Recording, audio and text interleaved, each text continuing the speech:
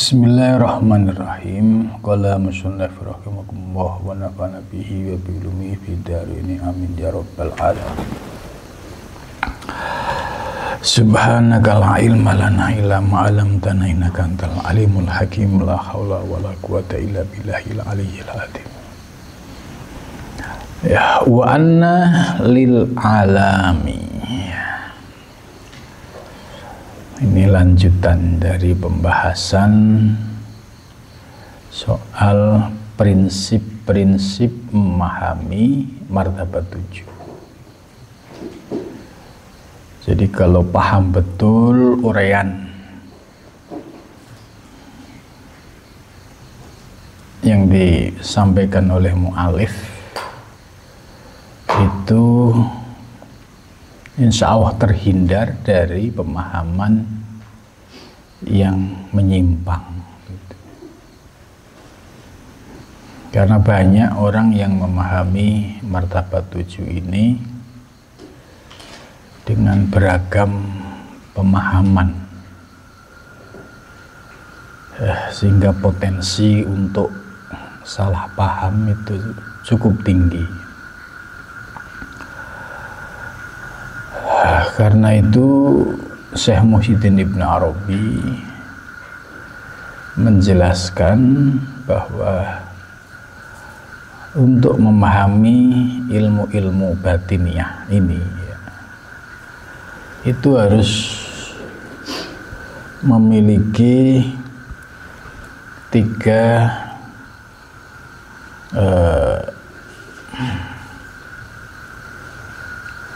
sumber ilmu ya. Ini menurut Ibnu Arabi ya. Sumber ilmu pertama disebut sumber ilmu akli. Sumber ilmu akli ini yaitu sumber ilmu yang diperoleh melalui proses belajar, mulai dari memahami ilmu nahwu shorob ya, sampai balaghah, mantek ya, fikih, usul fikih ya. Ini masuk kriteria ilmu akli. Membaca kitab-kitab hakikat ini tadi harus punya tiga perangkat keilmuan tadi. Kalau hanya ilmu akli, mungkin membaca redaksi, ya teksnya bisa, tapi menggali makna dan rahasia-rahasia di dalam kata, itu perlu perangkat yang kedua dan ketiga. Maka ada pernah kisah nyata ini. Kisah nyata, ada seorang ulama besar, ya beliau ulama besar, masyhur di kalangan NU. Suatu ketika pengen membaca kitab Tafsir Al-Jailani. Tiba-tiba beliau sudah semangat, karena Tafsir Jailani ini bagus. Terus sudah mengumumkan kepada semua alumni pesantren, ya supaya ikut ngaji Tafsir Al-Jailani. Kurang dari seminggu beliau mutolaah kitab ini, kok nggak mudeng-mudeng gitu. Baca ayat Qur'annya bisa, membaca syarah atau membaca tafsirannya juga bisa secara teks, tapi nggak bunyi gitu. Bingung akhirnya beliau, waduh, sudah ngundang alumni kiai-kiai, terus saya sendiri membaca nggak bisa, gimana ini. Dilalah ketemu dengan muridnya yang dulu mondok di situ, sowan. Dan muridnya ini ya termasuk orang yang senang ilmu hakikat, senang ilmu tarekat, dan sudah baiat Itu akhirnya beliau menyampaikan, saya membaca kitab ini susah, ini gitu. Terus muridnya ini ya menyampaikan, ya insya Allah saya bisa kiai gitu. Akhirnya ditunjuk benar pas hari hanya itu, yang baca ini muridnya.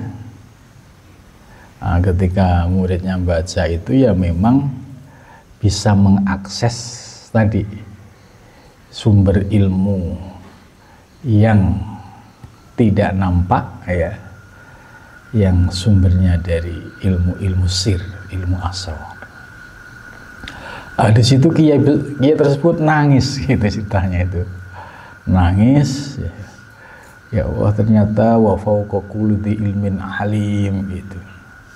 Istilahnya beliau itu sudah kondang alimnya, ternyata baca kitab ini nggak bisa bunyi, terus mengakui kealiman muridnya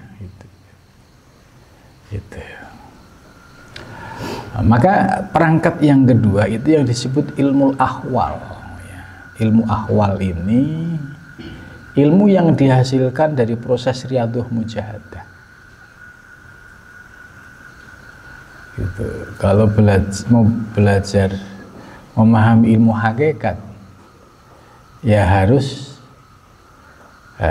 mau riyadhah mujahadah, harus sudah punya pegangan zikir, harus sudah mulai mengenal diri, mengenal hawa nafsu, dan berproses. Dan untuk bisa menemukan ilmu ahwal ini, ya tidak bisa ujuk-ujuk juga, perlu tulu zaman, waktu yang cukup lama. Itu maka para ahli tasawuf yang salik gitu, itu punya bekal satu dari secara redaksi teks itu menguasai ilmunya. Nah, ini yang disebut ilmu akli. Yang kedua bisa mengurai karena dia sudah merasakan zauq, rasa. Jadi ngomong soal garam itu harus ngerti rasanya. Ngomong soal kopi sing enak itu udah ngerti campurannya, komposisinya yang pas itu. Nah, ini namanya ilmu ahwal. Yang ketiga namanya ilmu asrar. Ilmu asrar itu bisa diperoleh ya selain riyadhah mujahadah, istiqomah zikir, hatinya sudah bersih dari ma fi qalbi siwallah. Hatinya sudah jernih, hening, udah nggak ada nafsu, ambisi, keinginan gitu. Nah, di situ akan bisa mengakses ilmu dari sumbernya, dari mata air ilmu, yaitu ya dari yang maha alim, al-alim, yang maha mengetahui.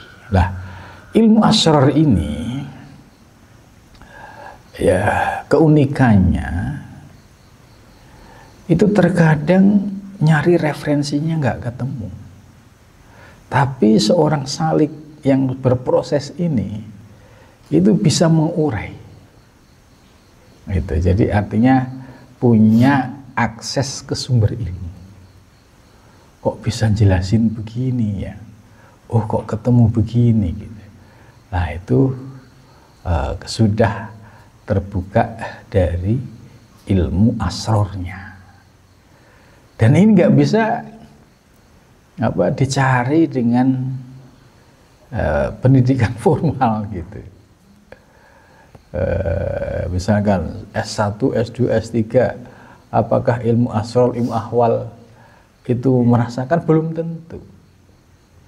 Ada pakar tasawuf, iya, tapi kalau nggak riyadhah, nggak zikir, nggak punya baiat,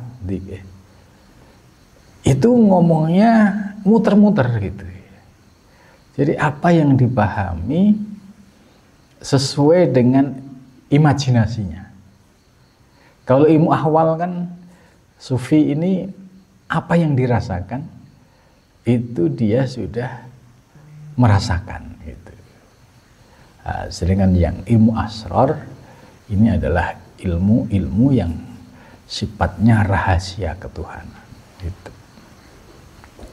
Jadi 3 ilmu ini menjadi penting untuk ya bisa membaca kitab-kitab yang berbasis ilmu hakikat. Saya sendiri merasakan gitu. Ketika beli kitab Tafsir Al-Jalani juga, itu waktu itu saya beli di Mesir. Sampai rumah tak baca, tak mutolaah, enggak kefutuh-futuh gitu. Baca Arabnya bisa, tapi menemukan maknanya enggak bisa. Dan itu berbulan-bulan gitu, sampai akhirnya aduh ini harus minta ijazah sama penulis yang mengumpulkan tafsir ini, Syekh Fadil gitu. Sudah ada niatan gitu, kapan-kapan nanti ke Turki gitu. Dan dilalahnya ketemu beliau di Pekalongan. Pas duduknya itu di samping saya gitu. Akhirnya saya sekalian matur terus beliau ngasih ijazah, diperbolehkan untuk baca kitab Tafsir Jailani. Nah, disitulah mulai merasa kefutuh. Oh, jadi makna-makna yang tersembunyi itu bisa muncul. Begitu juga ketika saya membaca Al-Futuhat Al-Makkiyah. Saking cintanya saya terhadap ilmu Al-Futuhat Al-Makkiyah, tahun 2013 itu saya haji, dapat tugas di Masjidil Haram. Tiap hari ke Masjidil Haram itu mesti nenteng kitab Al-Futuhat, tak bungkus pakai sorban gitu kan, karena waktu itu Wahabi masih kuat ya. Tiap malam sampai ya kadang jam 2, jam 3 sampai subuh itu tak baca. Karena saya ingat kitab ini ditulis oleh mu'alif Syekh Muhyiddin Arabi di Masjidil Haram. Ya paling enggak ya kena auranya lah gitu. Tapi satu halaman tak baca berminggu-minggu itu tetap aja nggak masuk gitu. Nggak masuk itu. Yes, tapi semangatnya tinggi gitu, semangat yes, pokoknya apa tiap malam baca terus gitu. Pas itu ada kejadian aneh ya, kejadian aneh itu 3 kali. Yang pertama habis asar saya masuk Masjidil Haram, bawa Al-Futuhat, tak tutup pakai sorban. Tiba-tiba ya berpapasan dengan, kalau saya lihat wajahnya itu wajah Pakistan. Setelah lewat dia balik lagi ngejar, nanya, itu apa? Itu apa? Seratu makso gitu kan. Cuma saya lihat wajahnya nggak Wahabi ini kan gitu. Wajahnya terus tak kasih tahu juga, dia terus tersenyum. Terus bilang bagus gitu. Itu jadi menarik itu. Yang unik lagi ketika jam 3 malam saya posisi masih baca kitab, terus kursinya Syekh Wahabi itu kalau malam saya pakai gitu. Saya pakai sambil lihat Ka'bah gitu. Hanya dasar mahabbah aja gitu. Tiba-tiba ada orang ya nggak tinggi, nggak terlalu tinggi, agak pendek. Tiba-tiba giniin saya, gini jenggungnya, Kalau bahasa Jawa jenggung. Loh, siapa ini kok berani jenggung? Tapi jenggung kok senyum gitu kan. Aduh. Terus selama mikir. Nah, akhirnya ketemu jawaban gitu. Oh, berarti ya mungkin bahasanya kemelinti loh. Itu.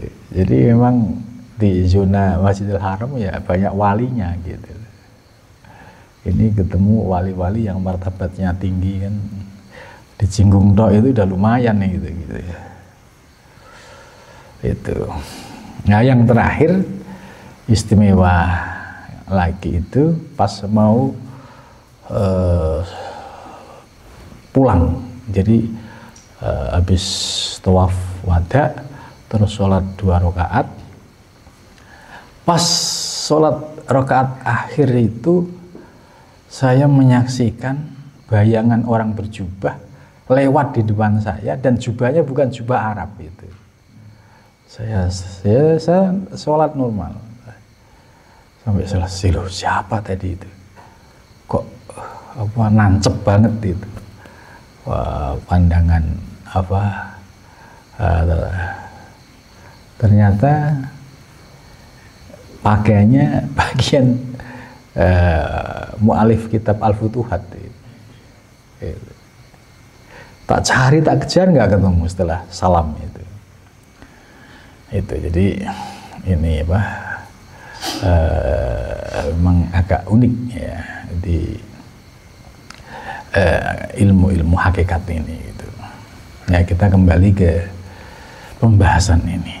Wa anna lil alam, dan sesungguhnya yaitu bagi alam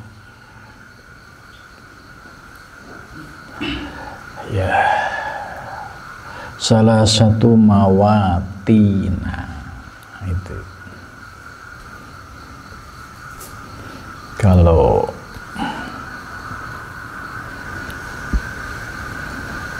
menurut ilmu nahwu ya salah satu mawatina ya, karena mawatin ini ya masuk isim ghair munsorib. Manik munsoribnya ini singgot muntahal jumu ya, mawatin fawaila itu ya. Isim ghair munsorib itu ketika majur ya, tidak dibaca kasroh tapi dia dibaca fathah. Ini dari sisi ilmu nahwunya ya. Jadi bagi alam semesta ini ada 3 aspek batin ya, mawatin.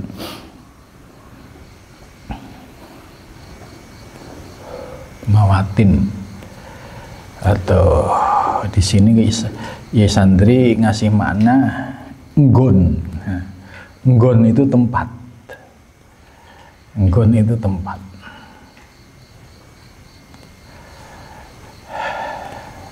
Ahaduhuma, bermula salah satu dari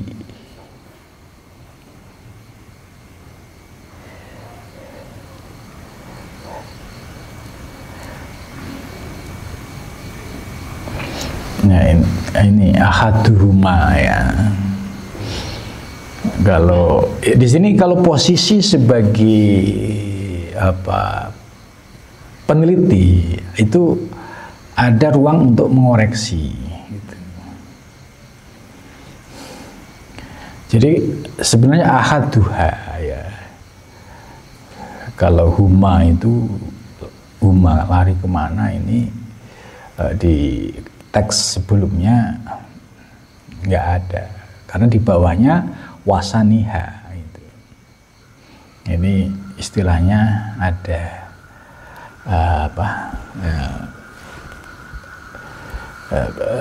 penambahan ahaduha. Yang pertama disebut at-ta'ayunul awwalu, disebut ta'ayun awal. Ta'ayun awal, ini istilah pertama.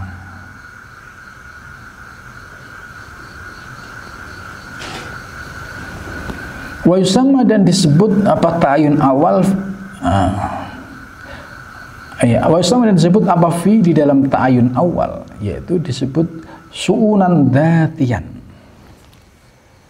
Su'unan di sini kelakuane kang bungso dat, su'unan dzatiyan.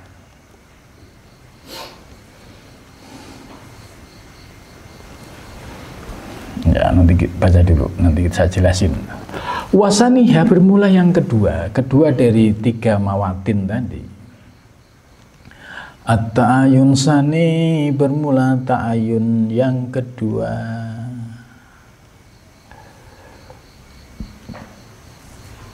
Jadi istilah ta'ayun ini masyhur ya di kalangan ulama-ulama tauhid, ulama muhakkikin. Jadi ta'ayunul awal ya, yang kedua ta'ayun sani, kenyataan yang pertama, ta'ayun sani, kenyataan yang kedua.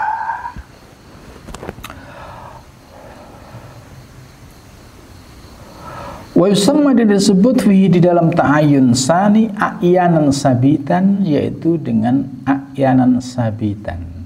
A'yan itu sesuatu sabitatan yang tetap. Nah, saya jelasin dulu lah. Jadi lil alam ini maknanya bisa luas ya.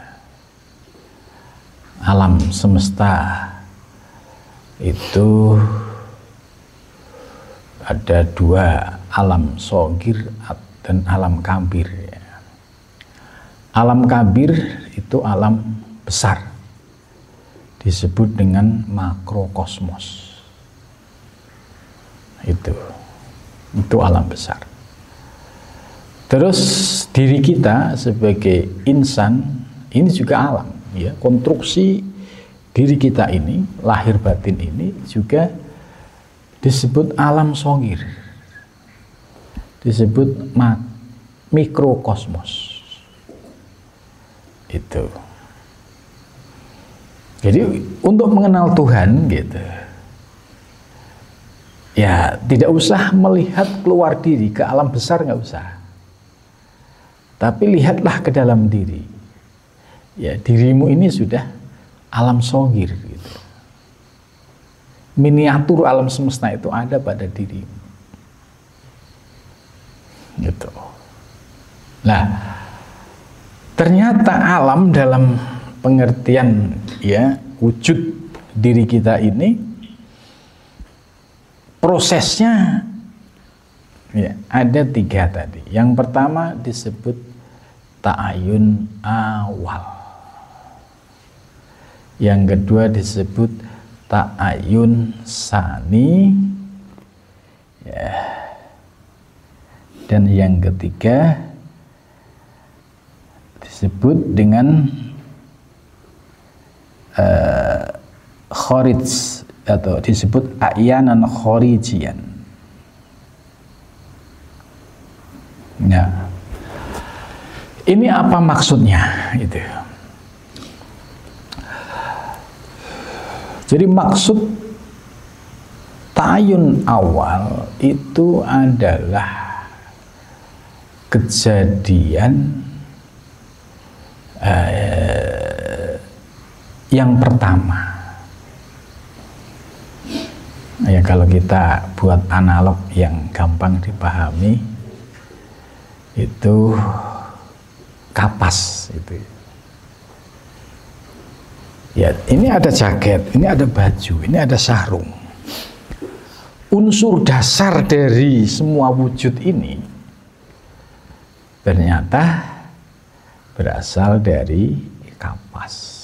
Nah, kapas ini disebut sebagai ta'ayun awal. Ya, su'unan dzatiyan. Itu. Jadi dat asal usul dari alam semesta ya ini ya bermulanya dari dat itu. Contoh analog lain ini supaya untuk mendekatkan paham. Wujud pohon, kalau di kitab ini disebut, dibuat contoh pohon kurma.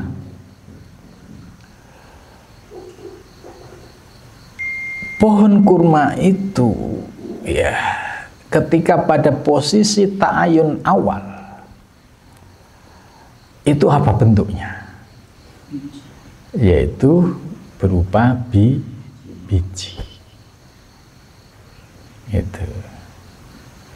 Jadi dari biji kurma setelah ditanam kemudian berproses ya, akhirnya berproses menjadi pohon kurma yang besar gitu lah. Ketika sudah wujud kurma tadi ya, teorinya pas ta'ayun awal posisinya di mana gitu. Analognya, logikanya adalah yaitu pada saat masih berupa biji. Ya begitu juga pohon jambu berawal dari biji, kemudian berproses, akhirnya jadi pohon besar, ada daun, ada ranting, ada buah. Itu disebut ta'ayun awal. Kemudian yang ta'ayun sani apa maksudnya? A'yanan sabitan, yaitu a'yan itu keadaan sabitah. Sabitah itu yang sudah tetap atau pasti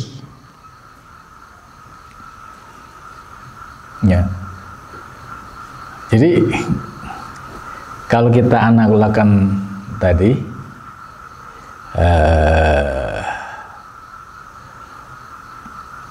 biji kurma, a'yan sabitah itu ketika sudah berproses, udah keluar apanya itu? Ya, tunasnya. Itu. Jadi ketika sudah muncul tunas, itu sudah masuk namanya a'yan sabitan. Kalau sudah tunas pasti akan menjadi proses tahapan-tahapan yang berikutnya. Itu. Ini hanya analog supaya kita pendekatannya paham.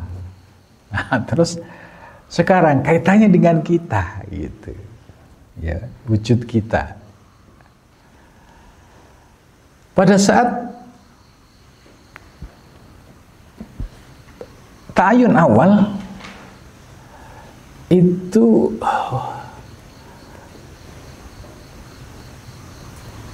berupa apa itu kan? Yaitu ya berupa sulalah min tin saripati takna. Kemudian ta'ayun sani itu wujudnya apa? Ketika sudah berproses menjadi zigot, ya, menjadi zigot.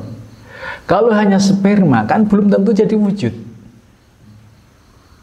Itu. Tapi kalau sudah membuahi sel telur wanita jadi zigot, ini sudah ta'ayun sani. Itu. Paham Mas Dio ya?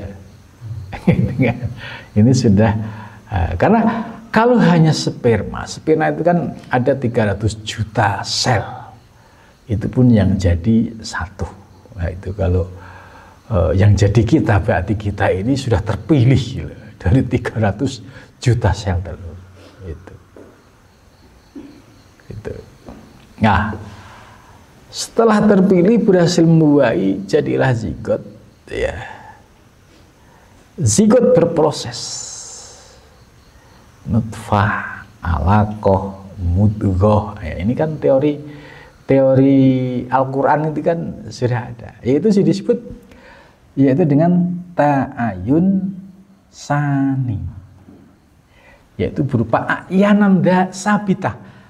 A'yanan itu entitas yang sudah sabitah, tetap.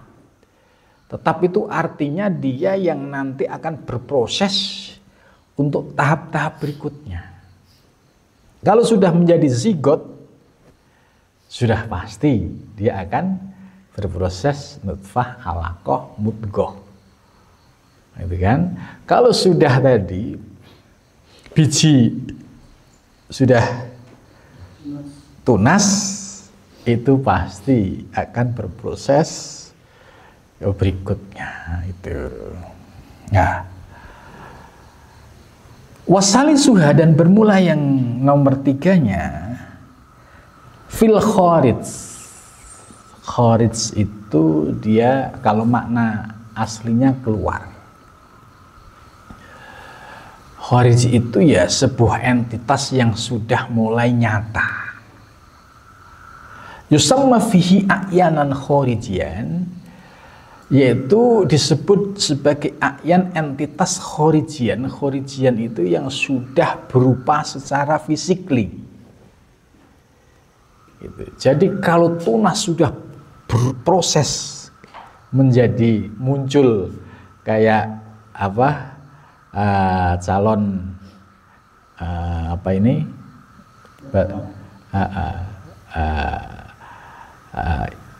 ini mulai muncul, ya. Begitu juga proses kejadian manusia disebut a'yanan kharijian, ya. Itu ketika posisinya sudah menjadi entitas yang secara fisikly itu sudah sempurna, ya. 7 bulan ke atas itu kan secara konstruksi fisik lahir batin itu kan sudah sempurna. Kemudian di situ nufika fihi ruh ditiupkan. Gitu.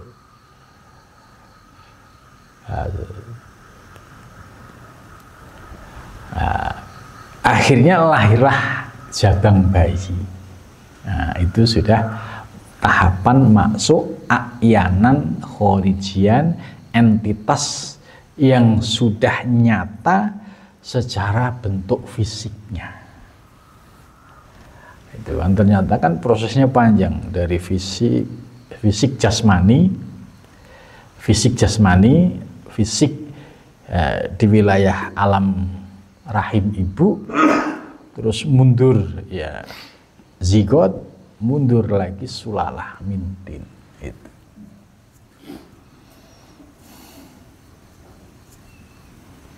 Ya, bagaimana dengan alam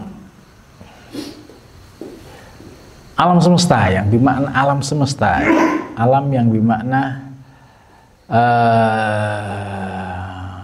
alam kabir. Ya, alam kabir ini kan prosesnya juga sama. Ketika posisinya masih di alam qadim, di lauhil mahfud, ya itu masuk ke ta'ayun awal, ya ta'ayun awal itu di lauhil mahfud. Kemudian berproses, ya prosesnya Allah mengundang para malaikat, ya, malaikat ini, aku mau bikin khalifah nih, gitu, di muka bumi. Nah, ini buminya belum ada, gitu. Tapi Allah sudah punya rencana.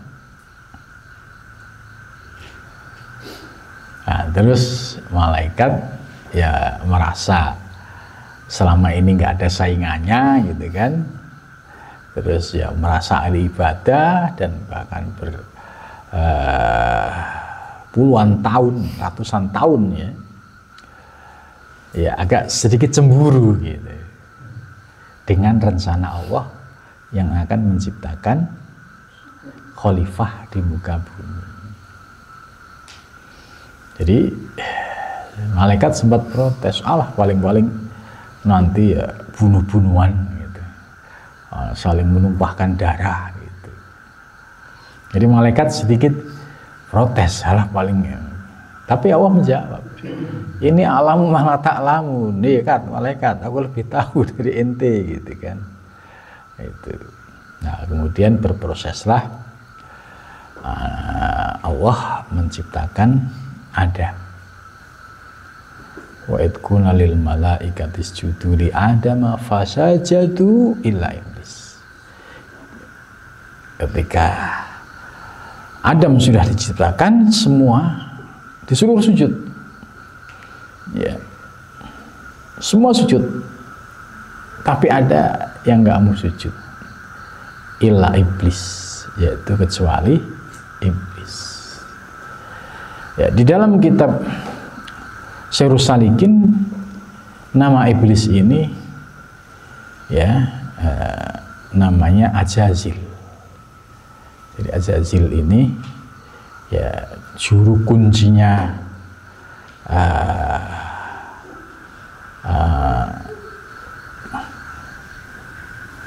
pada saat itulah gitu, malaikat paling senior gitu. Terus kenapa ditanya? Kenapa kamu gak mau sujud sama Adam? Gitu. Nah, di situ muncul ego. Ana khairun minhu. Aku lebih baik daripada Adam. Dia diciptakan dari tanah, sedangkan aku dari api. Gitu. Kesombongan inilah yang menyebabkan jatuhnya iblis. Tapi iblis akhirnya menerima, ya udah nggak apa-apa saya jadi iblis, nggak apa-apa. Tapi beri kewenangan ya Allah, gitu. Kewenangan untuk menyesatkan seluruh anak cucu Adam. Maka di Al-Quran firman-Nya wallahi, gitu. Jadi sumpah itu, sumpahnya iblis. Wallahi demi Allah la uhwiyannakum. Ini pakai lam tauhid ditambah nun sakilah, tambah kosam lagi. Ini benar-benar serius gitu kan, nggak main-main janjinya iblis ini. Demi Allah aku akan benar-benar menyesatkan ya, seluruh anak cucunya illa ibadakal muslimin. Ini sumpahnya iblis. Nah, kemudian terbukti ketika Adam dan Hawa ya diberikan perintah oleh Allah, wala taqrabu hadhihi syajarah, jangan dekati pohon ini gitu. Nah, iblis ngintip gitu, dendam dia. Wah, gara-gara martabat gua hancur gara-gara ente ini gitu kan. Awas ini cari selahnya gitu.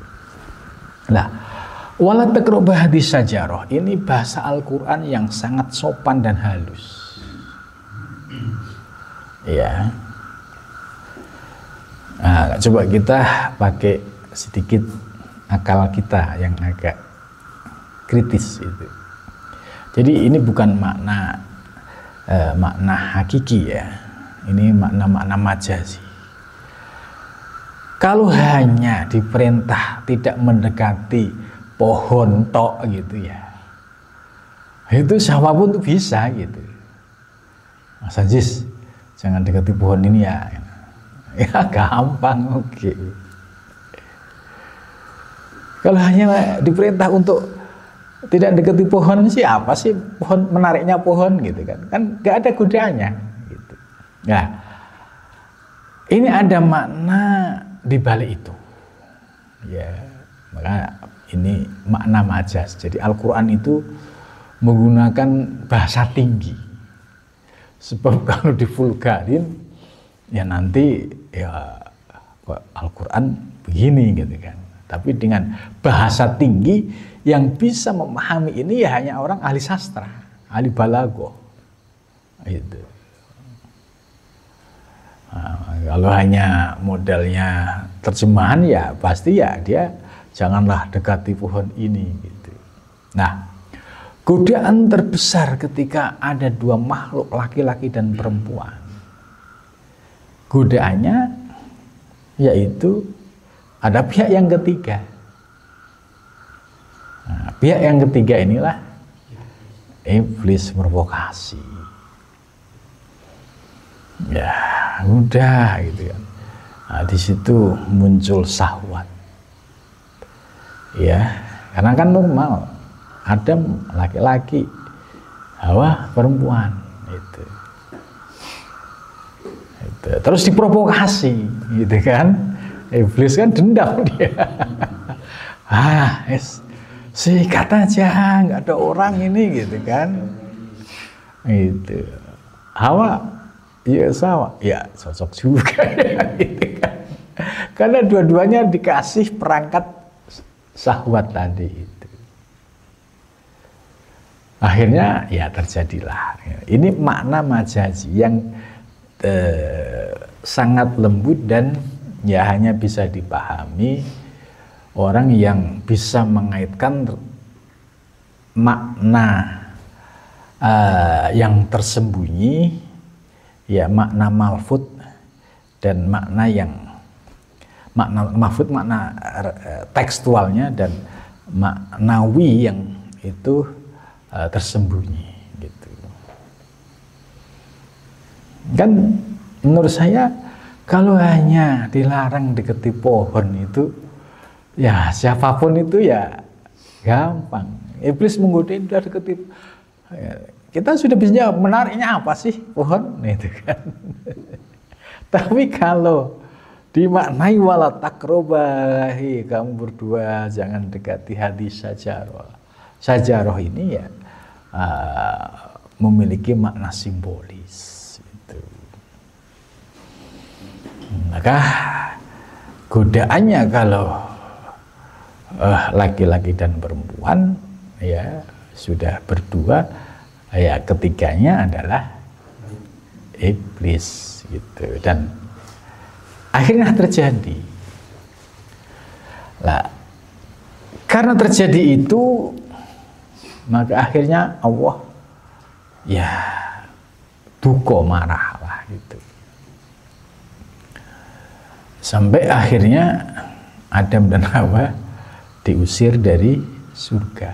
Nah, ketika diusir di surga, berarti kan dia masuk ke planet bumi.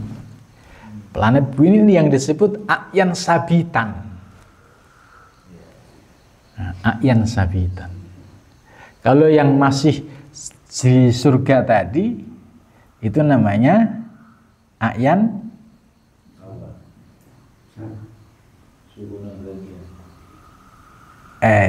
A'yan Khorijian. Maaf. Kalau sudah berada di planet bumi ya dengan wujud fisik, Adam itu di kalau nggak salah di India, Pakistan, sedangkan Hawa itu di Jeddah. Terus sama-sama mencari, ketemunya di Jabal Rahmah.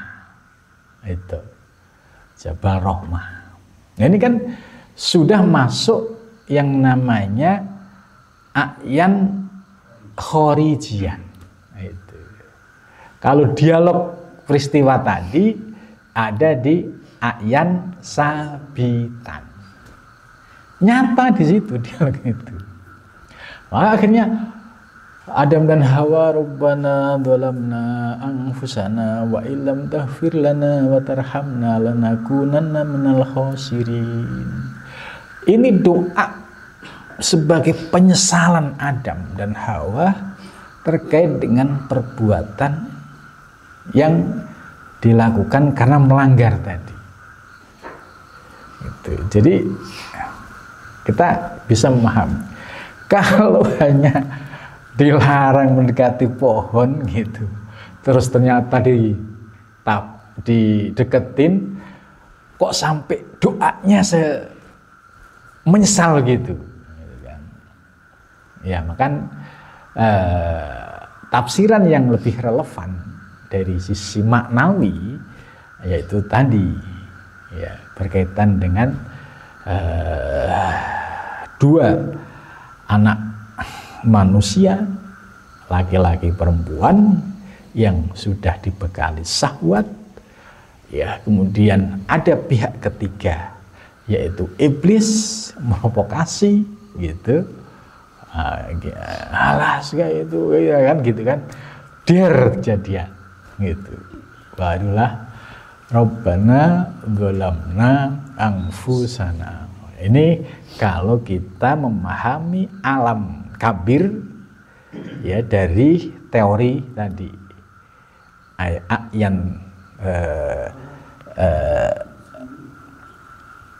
datian, ta'ayun awal ya, itu su'unan datian, ta'ayun awal, kemudian ta'ayun sani itu a'yanan sabitan, kemudian yang ketiga yaitu khoriji, a'yanan khorijian ya, a'yanan khorijian itu sudah ada di alam dunia itu. Jadi dahsyat juga ya ini ilmunya Syekh Fadlullah Al-Burhanpuri ini.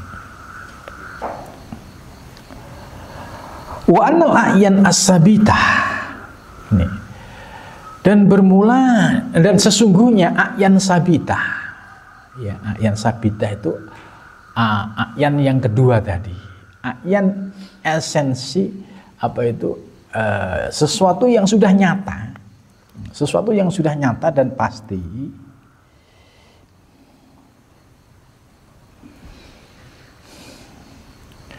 tapi sifatnya, eksistensinya, adanya bukan di alam zahir gitu. Seperti kayak peristiwa Adam di surga, itu kan posisinya bukan di alam atsam, bukan di alam zahir, tapi ada di alam istilahnya yaitu alam metafisik gitu. Tapi metafisik yaitu di surga dan surga tadi. Lah ini masamat ro'ihatal wujud. A'yan sabitah ini orang mambu ro'ihatal wujud, ambuni wujud. Itu maksudnya begini. Ketika posisi di a'yan sabitah, kalau kita pahami teori proses kejadian Adam tadi, ketika posisi di alam surga tadi, itu kan sebenarnya wujudnya sudah sabitah, sudah ada. Cuma secara wujud fisikly belum. Gitu. Begitu juga posisi kejadian ketika posisinya berupa zigot, ya ini kan a'yan sabitah, ya nyata, ini akan berproses menjadi ya anak manusia gitu. Lah ketika posisi masih itu, ya dia masamat ro'ihatul wujud, ya belum ada wujud yang secara spesifik itu akan nyata di dunia. Ya. Sama kalau kayak pohon tadi, ketika masih tunas tok gitu, itu kan dia belum ada cabangnya, belum ada macam-macamnya gitu. Nah, ketika sudah di alam yang ketiga, baru ada cabang, baru ada wujud telinga, wujud mata, wujud kaki, gitu. Itu. Wa innamadz dzahiru, ya ini. Wa innamadz dzahiru, dan bermula dzahir. Dzahir, wujud dzahir itu apa? Wujud yang physically. Tuh, jadi teorinya masuk. Kalau wujud fisik yang sudah zahir, ya. Kalau Adam ya sudah jatuh di tadi daerah India, Pakistan tadi. Itu sudah di alam zahir, di alam semesta. Kalau kita, kejadian kita, prosesnya ya sudah lahir dari rahim ibu gitu. Nah, ketika sudah wujud zahir, ahkamuha, ya dia akan terkena hukum secara hukum zahir. Ya kayak Adam ketika sudah menjadi makhluk di muka bumi, ya terkena hukum zahir. Kalau nggak makan ya ngeleh gitu kan, kalau nggak minum ya haus, nggak mungkin fasilitas di surga terus kebawa ke dunia gitu. Ya begitu juga wujud zahir kita, ya akan berproses mulai dari bayi yang baru merocot, baru lahir, nanti berproses terus ya mengikuti proses lahiriah. Ini namanya ahkamuha. Tapi itu bisa berproses secara normal ya kalau asupan gizinya dan lain-lainnya juga ikut istilahnya berproses gitu. Ya misalnya dia sudah berwujud bayi, terus nggak dikasih makan, nggak dikasih susu, ya pasti ya lama-lama ya kering, kurus kering, meninggal gitu kan. Karena hukum fisik zahir supaya tumbuh berkembang ya harus ada asupan gizi yang masuk. Ini namanya ahkamuha, hukum-hukum secara fisik. Gitu. Nah, nggak bisa mengabaikan ini yang disebut sunatullah. Ya, itu mengikuti ahkamuha. Wa asaruha itu labet bahasa santrinya. Asaruha itu ya pengaruhnya. Ya, pengaruhnya maksudnya ya ketika dia makanannya bergizi gitu kan, itu pasti asarnya ya kelihatan, ya wujud fisiknya gemuk, ya nyenengin orang gitu kan. Kalau bayi kan gitu, karena ya asupan gizinya itu terpenuhi gitu. Itu wasaruha. Itu. Wa annal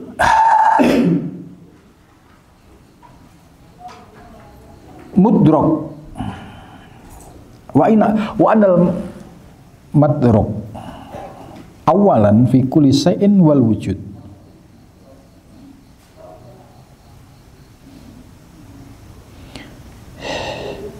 Ya mudrokun, ya setuhuni kang tinemu gitu.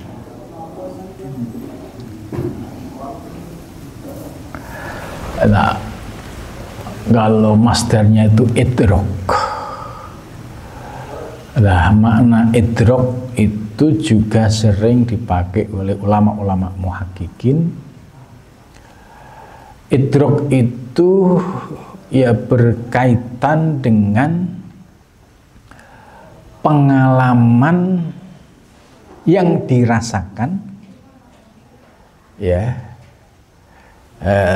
ketika dia sudah menjadi wujud lahir secara fisik, kemudian makan dengan tertib, ya asupan gizinya tertib gitu, kemudian berproses ya akhirnya lambat laun dari bayi kemudian bisa mulai ngomong, bisa mulai mendengar, bisa mulai berkata-kata. Nah, ini kalau dalam teori tasawuf ya, isim masdarnya itu idrok. Idrok itu proses yang dirasakan ya seseorang ketika mengalami proses sunatullahnya. Akhirnya muncul naluri gitu. Anak kalau perutnya lapar ya nangis gitu kan. Nah, ini kan sudah otomatis. Kenapa kalau perutnya lapar kok nggak ketawa gitu. Gitu. Ternyata di situ sudah ada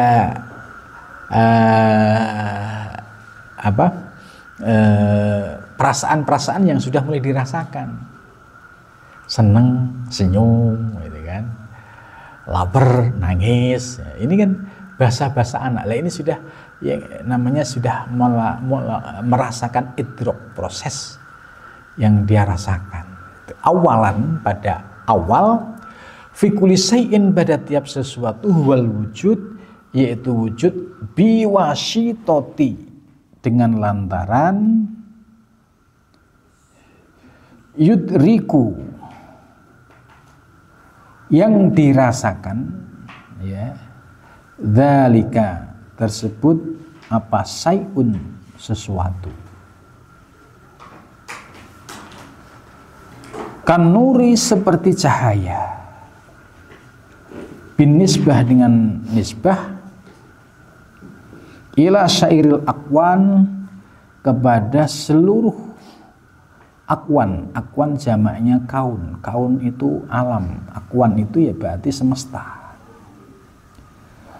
Wal eskal, eskal itu bentuk wujud yang sudah berupa fisik nyata. Eskal kayak gunung, laut gitu. Sudah ada bentuknya, rupanya gitu.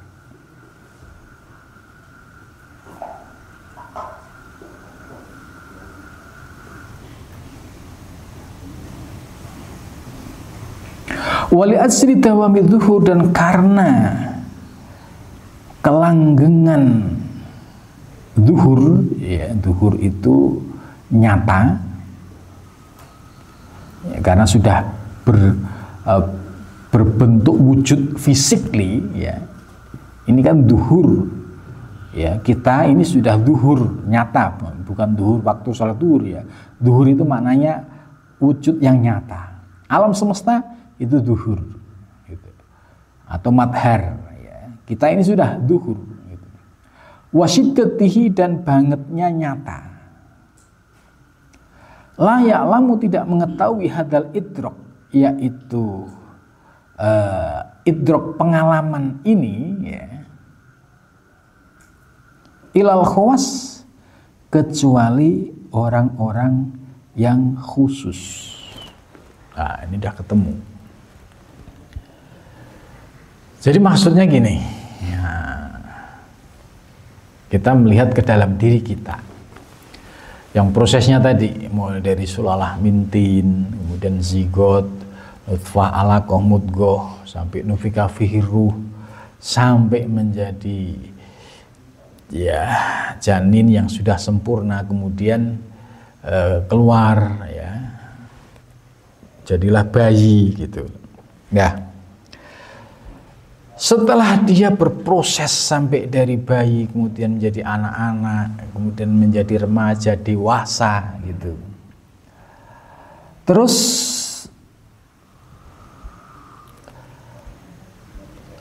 layak lamu hadal itraq ilal kuwas. Nah, di antara proses yang terjadi pada setiap janin tadi, ada yang prosesnya ya sifatnya itu sifatnya alami atau sunatullah. Itu sunatullah. Ya, tiba-tiba anak bisa ngomong, ya ceriwis, terus proses, bisa berpikir gitu. Ini sifatnya proses sunatullah. Siapapun bayi akan mengalami proses seperti ini. Akan tetapi ketika sudah remaja, dewasa, terus dia merasakan idrok, itu pengalaman spiritual yang tidak sebatas memahami aspek proses dari awal sampai akhir, tapi memahami bahwa hakikat proses wujud ini tidak lepas dari yang maha wujud. Maka orang yang mencapai pada pemahaman ini masuk levelnya khawas, orang-orang yang khusus. Itu. Kalau yang umum ya, kamu asal usul dari mana? Ya, asal usulnya dari ibu. Ini orang jawaban orang umum. Tapi kalau orang yang sudah paham hakikat, dia tahu proses tajalli, ya kan, tadi dari biji, ya, terus jadi tunas, berproses sampai menjadi pohon kurma yang sudah komplit, ada buah, ada daun, gitu. Atau pohon jambu, pohon mangga, gitu. Lah, orang yang memahami tentang hakikat di balik pohon kurma ini, oh ternyata asal usulnya dari biji. Nah, begitu juga, oh setelah wujud menjadi sosok manusia ini, oh asal usulnya kita ya dari Allah. Alam semesta juga sama. Oh ternyata asal usulnya juga dari Allah. Lah, orang yang mampu berpikir dan mendapatkan pencerahan ini seperti ini ilal khawas, diberikan oleh Allah kepada orang-orang yang khusus. Maka ini relevan dengan hadis qudsi yang berbunyi, kuntu kanzan mahfiyan, aku perbendaharaan yang tersembunyi, yang unlimited, tak terbatas. Fa inni uridu an u'raf, aku ingin dikenal. Jadi kanzan mahfiyan ini berarti masih sendiri, yaitu kalau teorinya tadi masih a'yan dzatiyan, su'unan dzatiyan atau ta'ayun awal. Itu kanzan mahfiyan karena masih sendiri. Baru ya, fa ini uhibbu an urab, aku ingin dikenal. Ya. Nah, ini berarti rencana. Kalau yang rencananya Allah kan pasti kun fayakun, gitu kan. Ini disebut a'yan sabitan.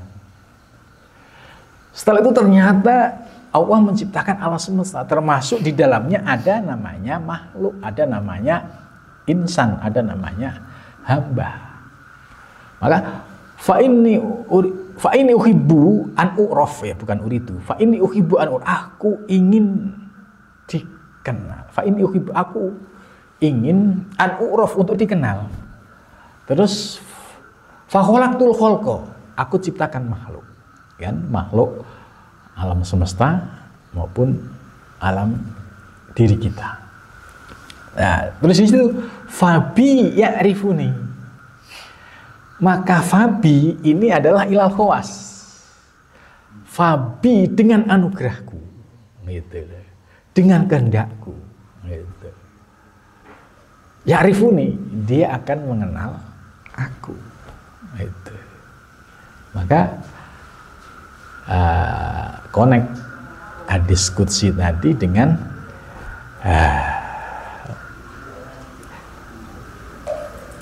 la ya'lamu hadzal idruk ilal khawas. Itu. Jadi Mas Ari dim-dim sampean khawas, orang khusus, gitu. Orang terpilih, gitu. Serius ini, bener ini. Ini bener, ini kan ilal khawas. Nah, Coba orang yang bisa memahami proses kejadian alam semesta, diri kita, wujud, ini kan kalau nggak diberikan anugerah oleh Allah, fabi arifuni, nggak mungkin. Ya, walau min ulama il kibar, ya, misalkan dia ulama besar, banyak yang nggak mendapatkan anugerah ini. Itu, maka bersyukur orang-orang yang masuk pada level ilal khawas itu. Nah ini nggak melihat latar belakang dari mana, dari siapa gitu kan, mondok di mana gitu kan. Jadi harus pede gitu loh. Ini ilmu istimewa yang diberikan oleh Allah, siapa yang dikehendaki. Itu. Dasar Qur'annya ada. Yu'til hikmata mayyasa. Yu'ti memberi siapa Allah al-hikmata. Hikmah itu anugerah rahasia ketuhanan. Mayyasa kepada man yasa yang dikehendaki oleh Allah Subhanahu wa ta'ala. Kalau dia ulama lahir, ya belum tentu mendapat anugerah ilmu batin. Itu. Maka di sini masuk ilal khawas, alhamdulillah banget ini gitu. Ya jelek-jelek ini masuk khawas ya gitu ya. Terus wa annal qurba qurbani wa huwa alam bisawab. Ini satu bahasan lagi nanti, kalau satu bahasan lagi insyaallah yang kita akan lanjutkan pada minggu yang akan datang.